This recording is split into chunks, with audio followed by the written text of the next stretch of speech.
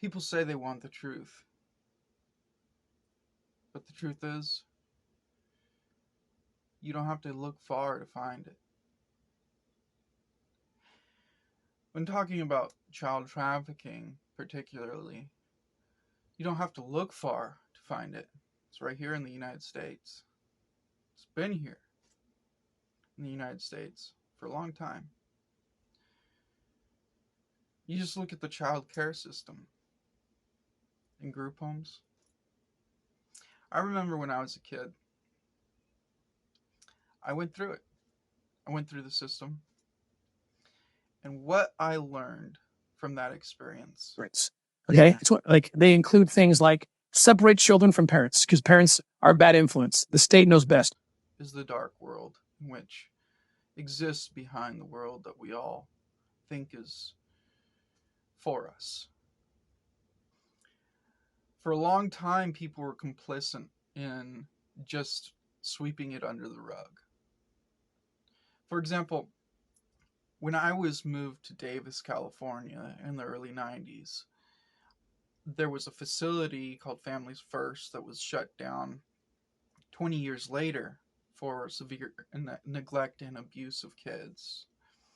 And I was one of the first 10 kids in that facility. A group home in Davis at the center of several investigations is closing Families First. It announced that it will close the facility and lay off all 42 staff members. Learned the group home gets to stay open for at least another year after it asked a judge for more time to appeal. One particular individual was Oprah Winfrey, a 1% billionaire.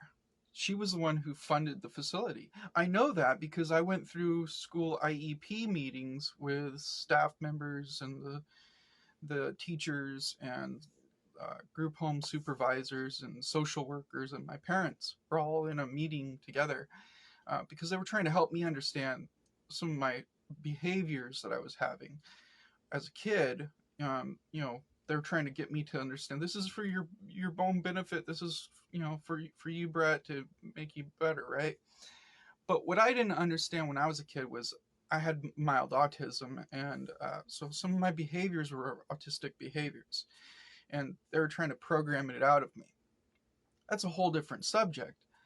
But what I learned is when they were putting me through that IEP meeting to try to help me understand the cost, so to try to drive some common sense into me of like, my parents couldn't afford it, so somebody else was paying for it. They were like, yeah, Oprah Winfrey is paying for this. And the reason why I know that is because she funded the facility being built. Not only that, but she was funding part of my care. I saw the paperwork with her name on it, and it was about $100,000 a year for that treatment. Now, I experienced them pairing me with a roommate that did try to sexually abuse me. And so I'm a survivor of not only that, but I had a racist staff member who was throwing me to the ground on the concrete floor in a room full of other human feces. They called it a QR room, a quiet room, or isolation rooms to keep kids in, kind of like caged animals, and really dehumanizing treatment. Sexualize kids. Let them see pornography, too. Karl Marx. 3, take God out of education because that just gets in the way. And kids, consent. Services would not comment on camera, but told KCRA3 the state could still close Families First through an emergency action if things get worse there. That has children's advocates wondering just how much worse things would have to get. I am floored by trying to figure out what's worse.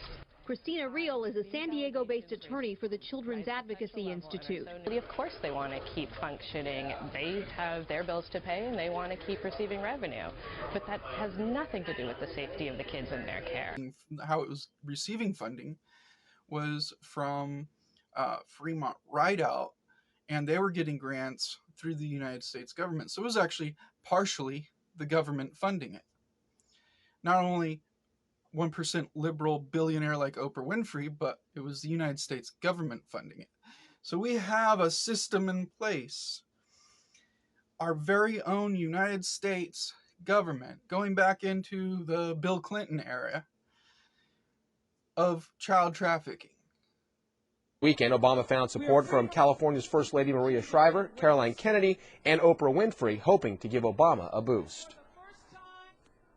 If we are led by a world-class change maker who can make positive things happen for other people, there's nothing we're facing we can't overcome.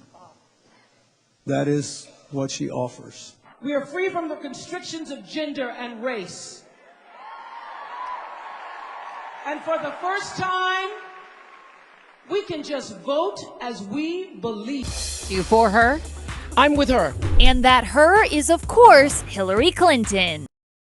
Is Oprah a pedophile? Well, let's see.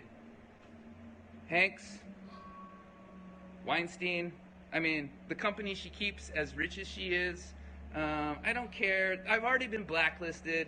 They can't double blacklist me. They can try to kill me. You know, good luck with that.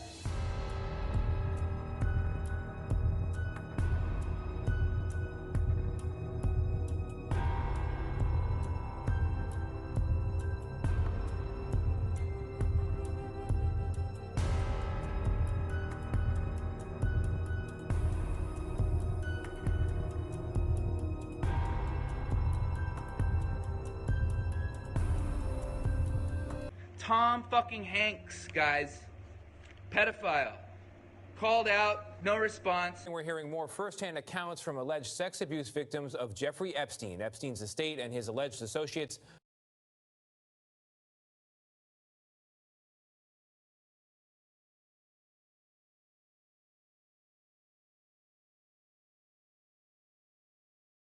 Good morning. What are victims saying? Children can consent to anything. At 12 years old, they should be able to vote. They should be able to do anything. Now, what am I saying here? My stomach is getting sick as I'm reading this. I read this every day. It's the woke left agenda.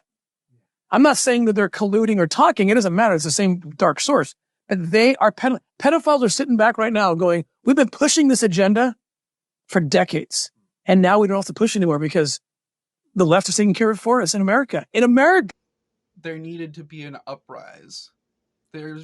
People needed to come together and understand what was really going on. And that's kind of why I got into filmmaking as well. Is people used to encourage me to be in entertainment. And they saw that I was able to bridge communication, become savant articulate through my ability to express myself with acting, to act out scenes or characters so people would understand how I felt. That way I could build a dialogue with people to get them to understand where I was coming from and what I was experiencing that I couldn't quite express as a kid because I didn't know how to feel about everything that was happening around me because of the environment that I was put in, that I was trafficked through. I suddenly land in a place that's completely foreign to me. I don't know anybody. I don't really even know my mother. I walked into that space feeling completely alone and abandoned with no explanation of why I was being sent away. And I realized that I was the kind of child who was always searching for love and affection and attention and somebody to look at me and say, yes, you are worthy. Learning that revenge is another way that the ego shows itself. When you think that you deserve to be treated a certain way, you think you deserve to have things a certain way, you think that you deserve, and other people have done you wrong, instead of, again, living from the true self.